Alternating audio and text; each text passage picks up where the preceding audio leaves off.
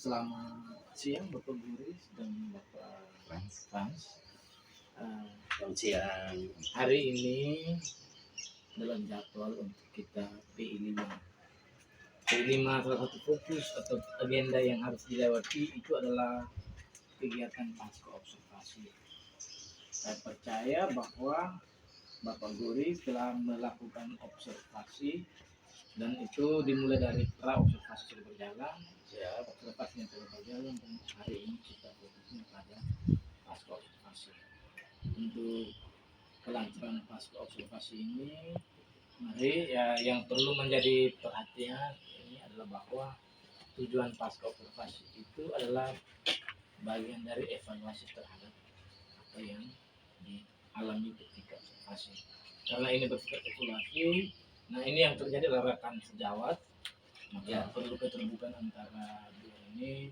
Tidak ada atasan dan bawahan sehingga ada yang merasa tertekan untuk memberikan merasa bahwa saya ini sementara diburu, tapi ini sama-sama bekerja sama, berkolaborasi untuk satu tujuan yang baik, yaitu kualitas pembelajaran, kualitas pendidikan kita jadi baik dari yang sebelumnya. Karena itu ketika ada evaluasi, harap yang menjadi observer ini juga yang diobservasi ini juga Bapak Frans itu menerima dengan lapang dada, kemudian juga misalnya ada hal-hal yang perlu disampaikan kepada Bapak Guris terkait proses pelaksanaan observasi ini juga disampaikan secara terbuka, karena ini yang terjadi adalah rekan sejawat, bukan atasan bawahan yang sementara memberikan diri untuk mendapatkan mau juara, mau cari perlombaan, tapi ini tidak ajangnya untuk berlomba, tapi ini untuk memperbaiki kualitas pembelajaran yang lebih baik. Seperti itu, karena itu proses observasinya ini Bapak berdua yang mengalami observasi, maka silahkan, saya sudah melihat videonya, silahkan itu bisa berjalan dengan baik. Baik, selamat siang. Terima kasih untuk Bapak Reni yang sudah meluangkan waktu bersama saya dan Pak Frans dalam rangka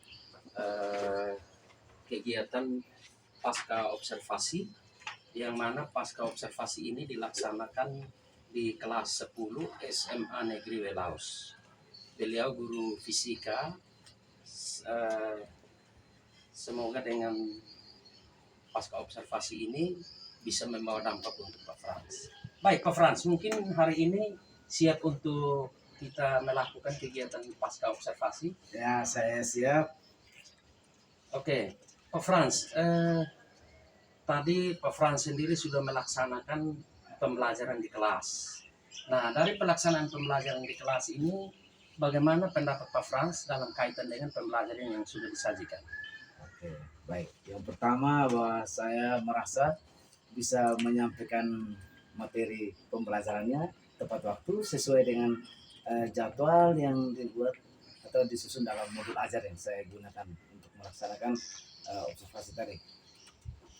Baik Pak Frans, apakah proses pembelajaran yang disajikan tadi sudah direncanakan? Ya, proses pembelajarannya sudah direncanakan. Sebelum melaksanakan pembelajaran dalam kelas, saya merencanakan itu dalam modul ajar sehingga disajikan sesuai dengan apa yang direncanakan. Hanya mungkin belum sempurna dalam menyampaikan materi yang dituangkan dalam modul ajar. Baik Pak Frans, dapatkah Pak Frans menceritakan hal-hal yang dirasakan memuaskan dalam proses pembelajaran tadi? Baik. Pembelajaran dalam kelas tadi siswa merasa senang, artinya bahwa selama ini mereka selalu merasa bahwa pembelajaran itu fokusnya pada guru. Ternyata dengan adanya pembelajaran seperti tadi mereka merasa senang, artinya mereka sudah keluar dari zona nyaman yang mereka selama ini merasakan. Baik Pak Frans, bagaimana perkiraan Pak Frans mengenai ketercapaian tujuan pembelajaran yang tadi disajikan? Baik, untuk ketercapaian ini di sisi lain saya masih merasa ada kekurangan dalam menyampaikannya, atau bahasa yang digunakan belum terlalu tepat untuk mereka memahami, ya, sehingga mereka masih merasa bahwa ini hal yang baru untuk mereka. Apa yang menjadi kesulitan murid ketika Pak Frans menyajikan pembelajaran tadi? Baik, kesulitan yang mereka rasakan ini bahwa yang pertama, mereka pertama merasa bahwa ini hal yang baru buat mereka. Mereka, oh ini hal yang baru. Sebaiknya pembelajaran dalam kelas seharusnya seperti ini. Kemudian yang berikut, materi-materi yang diajarkan, mereka lebih senang, cenderung sebaiknya kalau pembelajaran seperti ini, kalau kita lakukan diskusi kelompok untuk memecahkan suatu persoalan, maka semuanya pembelajaran dalam kelas ini bisa menyenangkan.